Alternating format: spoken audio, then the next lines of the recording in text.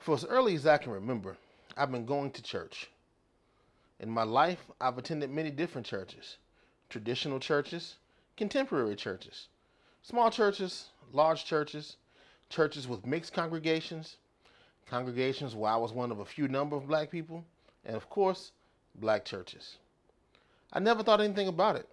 It was just where people went to church, separate and I presumed equal. In 2008, my worldview was shattered and the rose colored glasses came flying off.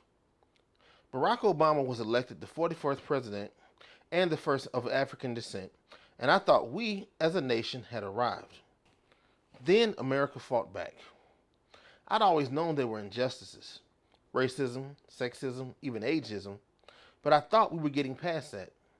I thought we had arrived and we were turning the corner from what America was to what the United States promised to be. I wasn't at all surprised when a number of hate groups started to be vocal in their opposition. They were doing what they were supposed to do: hate. I wasn't surprised when political rivals attacked. Again, they were doing what they were supposed to be doing. But I was devastated when friends of mine, Christian friends, became hostile toward the newly elected president. Not that we couldn't disagree politically, we'd been doing that, but the attacks were personal, and most of those centered around his ability to be a good Christian man. I lost a lot of people I would have before called friends. And even more than that, I lost colleagues. As an ordained minister, I always thought the great connector would be the religion of these United States: Christianity. The message was so clear: love each other. So how could we have been so far apart on what that looked like? And how did the church become so splintered? It was then that I saw my great body of believers for what they really were: separated.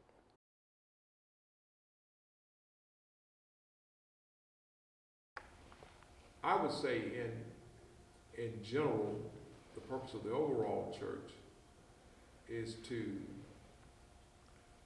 bring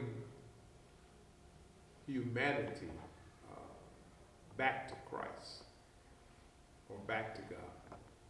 There's a dual responsibility, I think, of the church.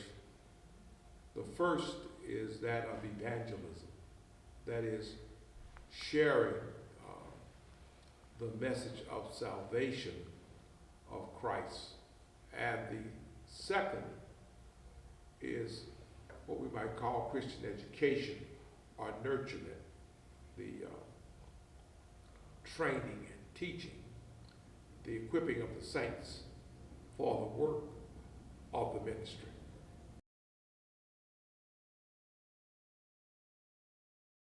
So I would say the Civil War becomes a dividing line, a decisive point in history when the separation took place and the whites said that they could no longer support the black churches or allow the continued fellowship and mixing between blacks and whites as it related to tuition. And so then we were kind of forced to ourselves and to organize ourselves.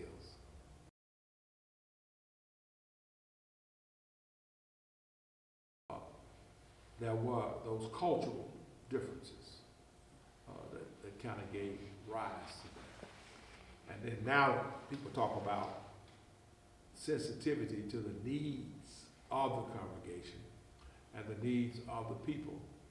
And there being some distinction made about the needs of black people or African American people within our culture as opposed to the needs of Caucasians. However, I believe there's more similarity than is often recognized or accepted. The message of hope for many of us was more centered around the oppressiveness of the society, coming out of slavery, not being fully accepted by their Caucasian brothers and sisters, oftentimes being on the bottom end of the totem pole there was a great deal of suffering and neglect taking place within the black community that I believe gave rise to a greater sense of need for a theology or a religion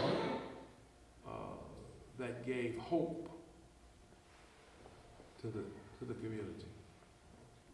There has been a kind of change in position in terms of what we consider conservatism as opposed to liberalism. And even sometimes to me, I believe a misunderstanding of capitalism and socialism. Because when you look at the teachings of the Bible, certainly those in the New Testament portion of Scripture, you see more socialism than the church, I believe, and certainly the white church, has been comfortable in acknowledging. And so oftentimes we don't want to look at the social aspects of Christianity, and we have tried to shape the teachings of Christianity to cater more to the concept of capitalism.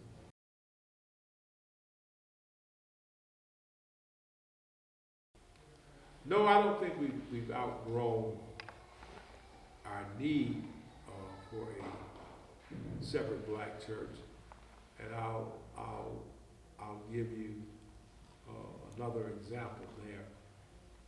It kind of reminds me of the educational process. It's like asking, will our educational system ever get to the point to where remedial education is not needed? And my concern there is that I hope one day that it will, but then do I think that will be anytime soon? No, I do not. The divide is still present. The divide is still great. There is still a tremendous need for remedial education in order to help those who have been denied, those who have been disenfranchised and underprivileged, the opportunity to acquire the educational skills needed to be able to qualify for the jobs available within our society. So it's like saying, will the local community college ever catch up with the Harvards and the Yales of our society? No, I don't think so, because I don't think that will ever be permitted. However, a bridge is needed to help those who are disadvantaged to gain some advantage in order to be able to compete successfully.